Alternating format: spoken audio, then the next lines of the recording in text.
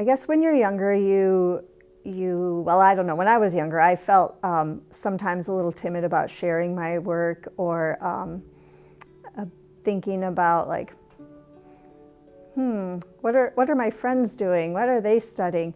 I guess my advice to my younger self would have been, you know who you are inside. You know what you want to do. You know what gifts you have. Trust yourself and follow those, embrace those, explore them. Be diligent about that and give yourself permission to try other things as well, but also to dig deep into what you really enjoy. All right, so my name is Holly Lampen, and I'm from Grand Rapids, Michigan. I'm an art teacher in East Grand Rapids Middle School.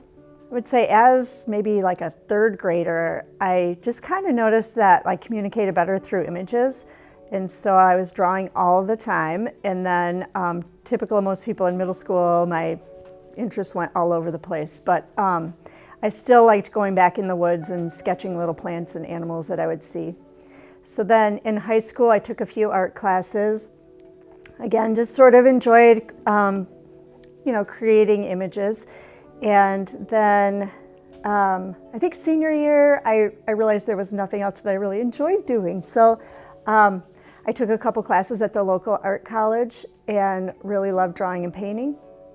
And then after that, I applied to a lot of art schools around the United States and ended up at Rhode Island School of Design. And again, just loved to experiment with every medium that was available to me. Why? Wow, the why behind studying art.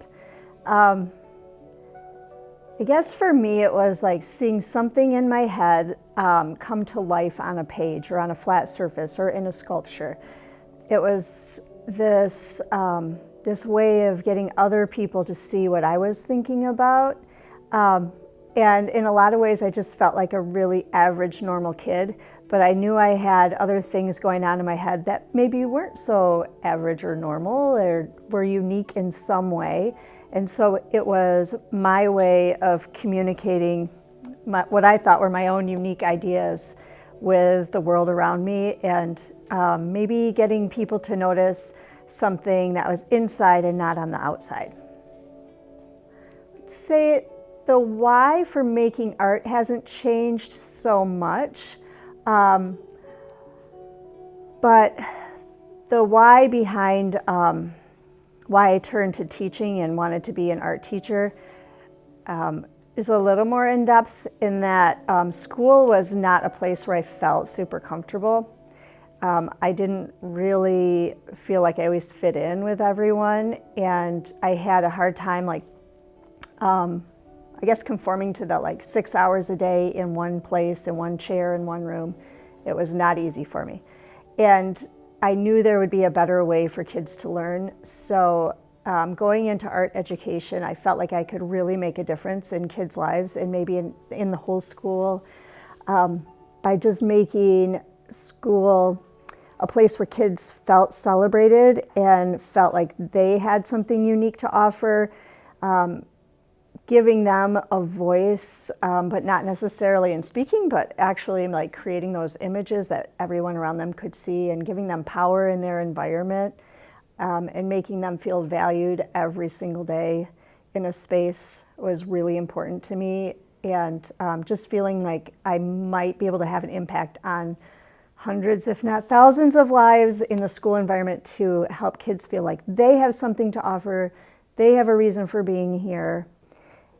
Yeah, just that somebody was there who wanted to hear how they felt and to let them feel like a bigger part of a community.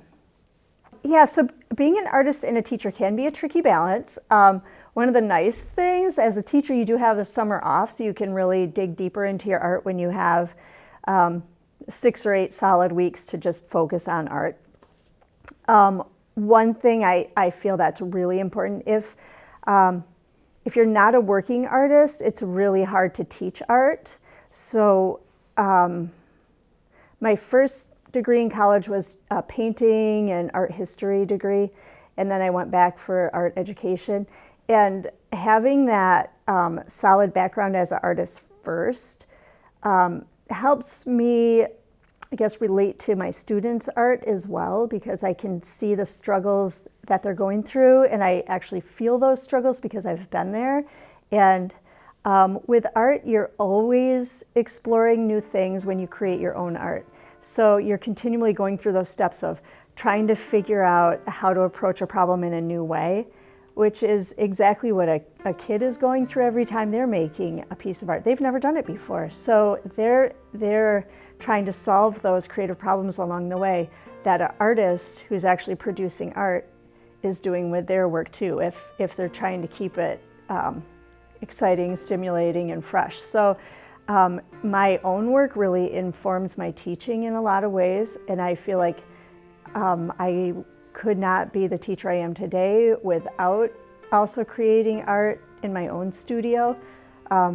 Trying to meet deadlines when you have a project in your own studio can be a little tricky when you're at school all day and you're kind of sick of cleaning up paint and clay and messes all day long, and then you go home and have to do it in your studio. Or so there are some days that it's kind of tricky, but it's when I spend a night like working in my studio and then head to school the next morning to teach, I have so many new things to talk to the kids about, or new ways of looking at what they're working on, that it's just a really, it's an incredible mix to have.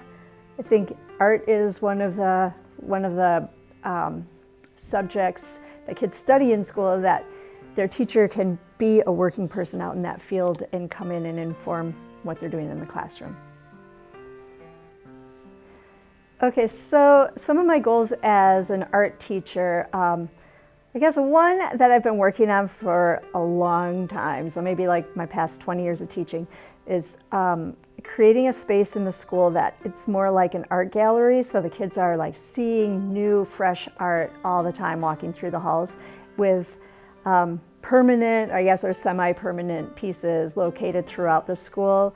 I want the kids to see the impact of their work and their work as a team in their everyday, and see how it affects their environment, so that when they move on and they're out into the world, they become people who appreciate art and continue to support it and see that new things need to happen in their visual environment. So that's one of my goals as far as a teacher, is to just make sure that kids actually appreciate art, see the value of it in their environment and in their space, and see what an impact it can have. As a working artist, the same thing really, that I guess you hope that people appreciate new things and are open to looking at artist viewpoints that aren't in that typical, like, European canon of artists, that they're supporting young people trying to create works of art. So as a working artist, an older working artist, I think that's still important, that you're getting your work out and having people see it and appreciate it and having an impact on visual spaces around you. But just having a big, I guess, believing that artists can impact spaces around them and activate spaces that are typically maybe just a spot you'd pass through and you wouldn't notice. I remember as a little kid, my grandmother was in the hospital often, and I could find her room by the art pieces that were on the wall. We were lucky enough to have a hospital in our town that purchased artwork regularly, and it was really fun for me to go there, and I would spend like as much time as I could in the hallways looking at the art, but it was like a way to find my grandma, was like all these certain pieces that I would pass by, and usually my parents would yell at me, "Hey, get back in here, Holly, where is she?" And so I think that had a big impact, because I realized art can make you feel more comfortable in a space that might be intimidating or scary, and it can also help you connect personally with a space, and maybe even have some ownership when you start developing like this strange relationship with a painting that you look at often. Growing up in West Michigan, we have all these great beaches and lake shores that hopefully you get to visit often. But so we spent a lot of time there when I was a kid, just traveling to different beaches. And we had a little cabin up in the Upper Peninsula of Michigan, so we got to spend a lot of time like hunting rocks and being out in nature. So I'm really inspired by those tiny bits of bright color you find on the beach. It might even be something like an old bottle cap or a little piece of sea glass, or somebody's floating in their bright orange life jacket out on the blue water. So I really like to play with color relationships in the natural world and hide little pieces of color that people can respond to and maybe reflect upon a memory that they have at some point in their childhood. So I think childhood memories are really important in my work. So I have a lot of color, a lot of natural items, but also little bits of man-made materials that you'll see pop up here and there. Work is hard. You don't want to go every day to work. So if you can find a job that feels like play to you, that you are really interested in. My job as an artist and art teacher, there are some days that feel like work, but most days I find that those playful moments that really just bring a little bit of mystery. If you can find something that, like a career that you don't know what's going to happen each day, that there's a little bit of, I already said mystery, but there's a little bit of surprise in each day. It'll keep you going back. But I guess be brave, be respectful of your own talents and your special gifts, because that is what's going to fuel you and keep you going in life, is if you follow what you believe in and trust yourself. Get rid of imposter syndrome. Like, you belong here. You need to take up space. You are important. People want to listen to you. So share what you have inside of you and give back. Be happy to give back to the world, because there's so many people that need you.